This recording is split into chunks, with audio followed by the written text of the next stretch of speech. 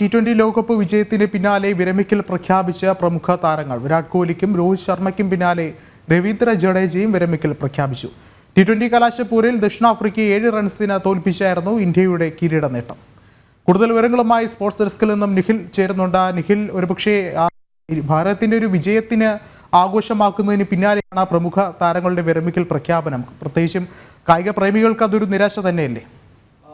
വിഷ്ണു, കാരണം ഇന്ത്യ ഒരു വിശ്വ കിരീടം ലോകകപ്പിൽ 2020 ലോകകപ്പിന്റെ കിരീടത്തിൽ മുത്തമിട്ട് നിൽക്കുന്ന അത്രയധികം വലിയ സന്തോഷ നിമിഷത്തിൽ തന്നെ ഇന്ത്യൻ ആരാധകർക്ക് വളരെ നിരാശ സമ്മാനിക്കുന്ന വാർത്തകളാണ് വന്നുകൊണ്ടിരിക്കുന്നത്.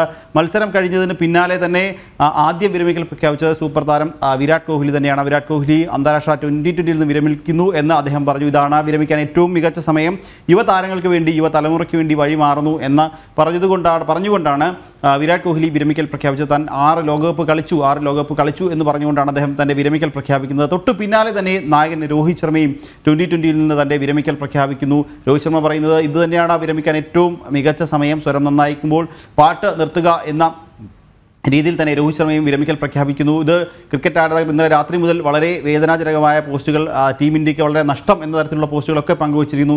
ഇതിന് പിന്നാലെയാണ് ഇന്ന് ഉച്ചയ്ക്ക് ശേഷം ഇന്ത്യയുടെ ഏറ്റവും മികച്ച ഒരു ഓൾറൗണ്ടർമാരിൽ ഒരാളായ രവീന്ദ്ര ജഡേജ അദ്ദേഹത്തിൻ്റെ വിരമിക്കൽ പ്രഖ്യാപിച്ചുകൊണ്ട് സാമൂഹ്യ മാധ്യമങ്ങളിൽ പോസ്റ്റ് ഇടുന്നത്. താൻ ടീം ഇന്ത്യക്ക് വേണ്ടി ചെയ്യാൻ കഴിയുന്ന കാര്യങ്ങളൊക്കെ ചെയ്തു, ഒരു 2020 ലോകകപ്പിൽ കിരീടം നേടണമെന്നുള്ളത് വലിയ സ്വപ്നമായിരുന്നു, ആ ഒരു സ്വപ്നം സാക്ഷാത്കരിച്ചു. അങ്ങനെ ടീം ഇന്ത്യയിൽ നിന്ന്, അല്ലെങ്കിൽ ടീമിൻ്റെ 2020 നിന്ന് വിരമിക്കൽ പ്രഖ്യാപിക്കുകയാണ്. ഏകദിനത്തിലും ടെസ്റ്റിലും തുടരും എന്നും രവീന്ദ്ര ജഡേജ അറിയിക്കുന്നുണ്ട്. അതായത് ഈ 3 താരങ്ങളെയും ഇനി 2020 കാണാൻ സാധിക്കില്ല. അതായത് ഇതിൽ നിന്നും വ്യക്തമാകുന്നത് ഇനി അങ്ങോട്ടൊരു തലമുറ മാറ്റം തന്നെയാണ്. കാരണം 2020 ഇന്ത്യക്ക് ഒരു തലമുറ മാറ്റം തന്നെയാണ്. 3 സീനിയർ താരങ്ങൾ ഒരേ സമയം പടിയിറങ്ങുമ്പോൾ ഇനിയുള്ളത് യുവ താരങ്ങൾക്ക് അവസരം നൽകുക, ഇനി വരാനിരിക്കുന്ന ICCയുടെ വലിയ ടൂർണമെൻറ്റുകളിലേക്ക് യുവ താരങ്ങളെ വളർത്തിക്കൊണ്ടുവരിക എന്നുള്ളത് തന്നെയാണ്. എന്തായാലും ടീം ഇന്ത്യയെ സംബന്ധിച്ച് വളരെ വലിയ നഷ്ടം തന്നെയാണ്.